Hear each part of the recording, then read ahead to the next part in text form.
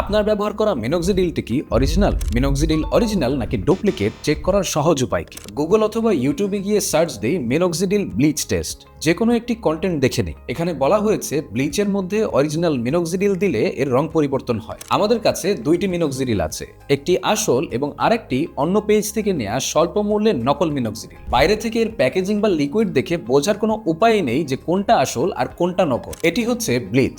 দুটি পাত্রতেই ব্লিচ দিন। এখন মিনোক্সিডিলের বোতল থেকে সামান্য পরিমাণ মিনোক্সিডিল দিন। এখানে একটিতে রঙের কোনো পরিবর্তন হয়নি, অন্যটি সাথে সাথেই হলুদ বা লালচে রং ধারণ করেছে। আপনারা ব্লিচ লিকুইড সংগ্রহ করতে না পারলে ব্লিচিং পাউডার দিয়ে টেস্ট করতে পারবেন। ব্লিচিং পাউডারটি যে কোনো মুদি দোকানেই পেয়ে যাবে। পাত্রে 2 চামচ পরিমাণ ব্লিচিং পাউডার নিয়ে তাতে 2 বা 3 চামচ পরিমাণ পানি মিশ্রণ করুন। এখন মিনোক্সিডিলের বোতল থেকে সামান্য পরিমাণ মিনোক্সিডিল দিন। এখানেও একটিতে রঙের কোনো পরিবর্তন হয়নি, অন্যটি সাথে সাথেই হলুদ বা লালচে রং ধারণ করেছে।